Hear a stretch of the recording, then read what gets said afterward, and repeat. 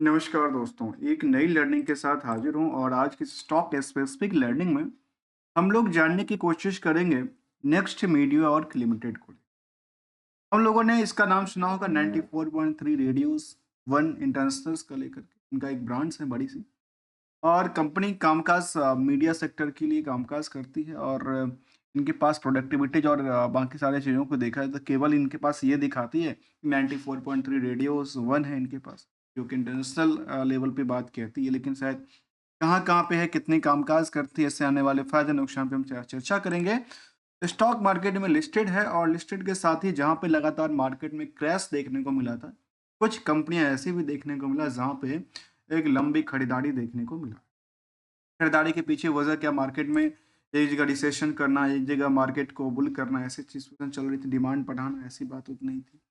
तो जहाँ book value कहता है करीब नेगेटिव ₹14 के आसपास और जो करंट सिचुएशन की प्राइस रही वो करीब 8 के आसपास, जबकि हायर टू हाई 11 तक गया था और 5 के आसपास उन्होंने स्ट्रॉन्ग सपोर्ट की बात किया था। कंपनी 1981 में बनी थी नेक्स्ट मीडिया वर्क लिमिटेड के नाम से, जो कि primary engage in the business of FM radio broadcastings the company through the subsidiary next radios limited के नाम से, जो कि run of the radio one नाम से एक चैनल जो पी एफएम है उनको रन करती है। इसमें यदि आरओई और आरओई का आंकड़ा देखें तो बिल्कुल ही नहीं, नेगेटिव इम्पैक्ट डालती है, क्योंकि अर्निंग पर शेयर का सवाल भी जो है ना करीब 9 ₹3 के आसपास नेगेटिव इम्पैक्ट डालता है। पर शेयर की नेगेटिव है, मार्केट कैप बहुत बड़ा नहीं है, छोटा-सा मार्केट कैप है, छोटी-सी कंपनी की लिस्ट में आती है, बीएसई एनएसई के मेन पोर्टल में लिस्टेड है कंपनी का। जहाँ पे करंट रेशियो का नंबर काफ़ी ज़्यादा कहता है, क्या इनके पास उधार की सिचुएशंस काफ़ी ज़्यादा रही है क्या?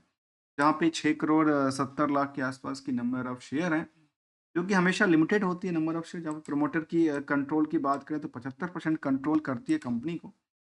और यदि स्पेशल्स रेशियो की चर्चा करेंगे तो हमें अब पर हमारे पास एक रिस्क एनालिसिस निकल के आएगी, जिसमें खास करके कुछ पार्टों को हम लोग ध्यान देंगे और समझने की कोशिश करेंगे इनकी फंडामेंटल जो है बिजनेस की, जो बिजनेस रिस्क क्या कहलाता है, बिजनेस रिस्क में कितनी percentage की ग्रो की एक्सपेक्टेशन किया जाता है, इन सभी चीज़ों पे हम लोग समझने की कोशिश करते हैं और ध्यान रखें। ध्यान रखते देखा है तो पिछले साल 1 साल में कंपनी में करीब 23% की रैली रही है, स्टॉक को लेकर के बात करें।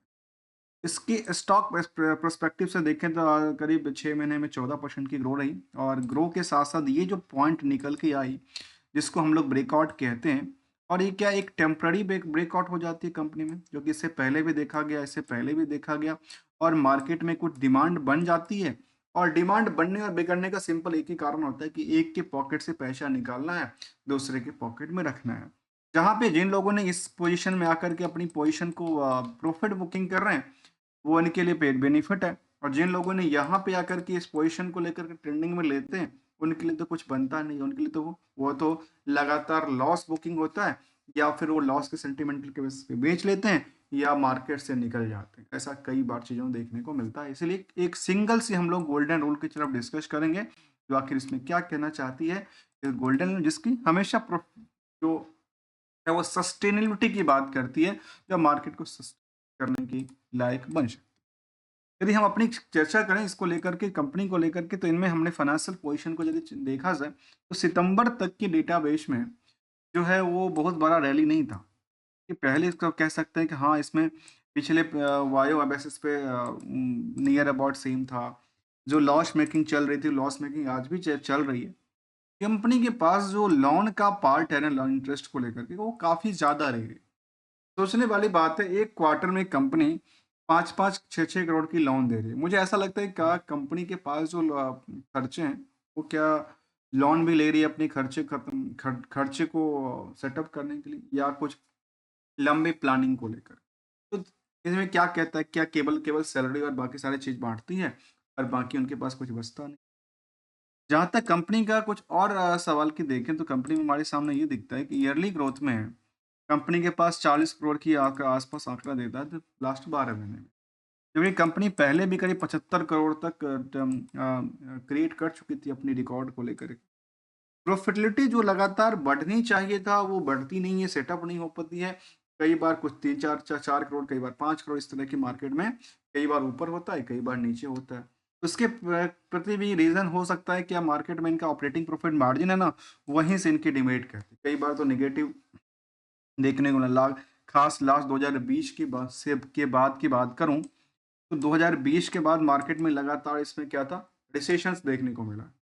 इनकी जो खर्चे हैं वो बढ़ गई है, इनकम उतना आता नहीं है, और अदर अदर में देखा गया कि अदर इनकम पार्ट भी इनका डिमेट कर, इसलिए हमने एक छोटा सा यहाँ पे रेशियो लिया था। जो कंपनी को ऑलमोस्ट जो नेट इनकम मार्जिन है उसमें 99% के नुकसान होती है। Total sales plus other income में 99% की निगेटिव इम्पैक्ट का की बात कहती है, जो कि इनका गिरावट में नुकसान बुक कर। रिस्क एनालाइज को देखें तो इनमें 126 दिन के रिस्क फैक्टर की बात कहती है। इस रिस्क फैक्टर के अलावा की बात करें तो हमारे सामने ये दिखता है कि कंपनी के पास रिजर्व जो है वो लगातार निगेटिव इम्पैक्ट डालते हैं, और निगेटिव इम्पैक्ट डालने की वजह क्या है, क्या इन्होंने अपनी खर्च को बढ़ा लिया। तो यहाँ पे देखा गया कंपनी लगातार, जो हम कई बार कहते हैं ना, सवाल बनाते हैं ना, तो क्या कंपनी कर्ज लेकर के अपनी खाना पूर्ति करती है, या उससे कुछ जनरेशन कुछ कुछ क्रिएशन में लगा हुआ। यहाँ पे देखा जाता है कि अच्छा, कंपनी तो लगता है कि यहाँ पे लेकर के शायद अपनी खाना पूर्ति में लगा है, जो कि 223 करोड़ की कर्ज के बाद भी इनके पास एसेट्स की तादाद देखे तो केवल 72 करोड़ कहती है टोटल का, जिसमें से इंक्लूडिंग द उधार सेल्स भी इन्होंने जो बुक किया होगा उसका भी इम्पैक्ट डालता है। जहाँ तक इस कंपनी में निवेशकों का ही ऐसा सवाल है, निवेशकों का इंटरेस्ट की बात करें तो 15,000 से ज़्यादा इस कंपनी में निवेशक बने हैं। यहाँ पे एफआई का आई की भूमिका करीब 2% से ज़्यादा की कहती है। प्रमोटर अपने होल्डिंग में लगातार कंट्रोल बना के रखें, 75% के आसपास होल्डिंग कहती है। और पब्लिक होल्डिंग में भी देखा गया कि कुछ जो कंपनीज हैं वही यहाँ पे 5%, 6%, ऑलमोस्ट जो है 22% की होल्डिंग में 6-7% तो यही लोग बैठे हैं।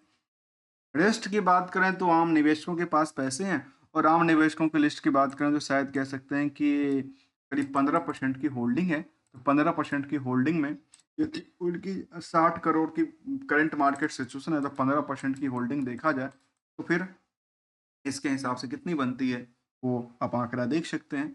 और ये मार्केट में ये गिरती हुई सिचुएशन में स्टॉक मार्केट, जब पूरे के पूरे मार्केट क्रैश कर रहे हो, कुछ स्टॉक ऐसे हैं जो लगातार चल रही हो, 20% के सर्किट से चलती है। क्या इसके लिए इसको क्या इसको क्या इसके लिए कुछ अंदाजा करने को लेकर के, या केवल और केवल मार्केट को पैनिक करने के लिए जो एक जगह बेचो दूसरी जगह खरीदो, और यही चीज़ें चलती रहती है। इस तरह के कई बार कंपनी में रैली बनी है।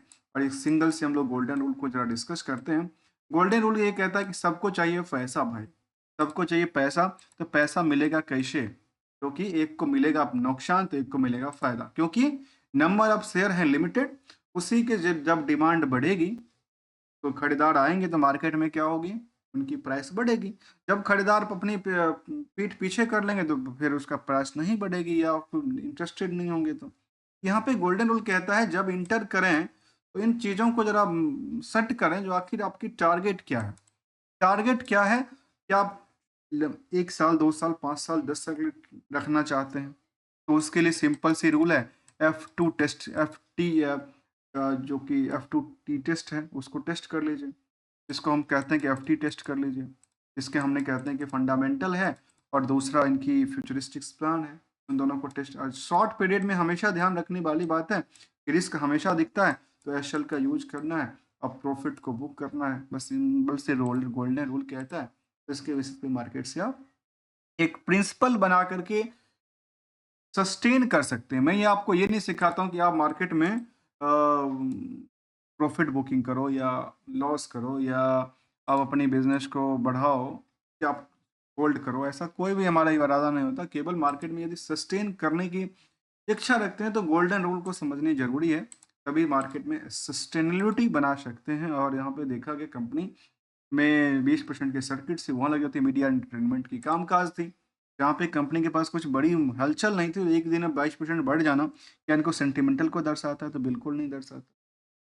ओनली ऑन मार्केट की एक सिंपल से स्ट्रेटजी है, एक जगह से हटाओ एक जगह से रखो, तो वहाँ पे मार्केट में सेंटिमेंट बनेगा और पैसे डिमांड में बनती जाएगी, किसी का पैसा नुकसान होता जाता। मिलेंगे कुछ नई स्टडी के साथ, तब तक के लिए thank you for watching here.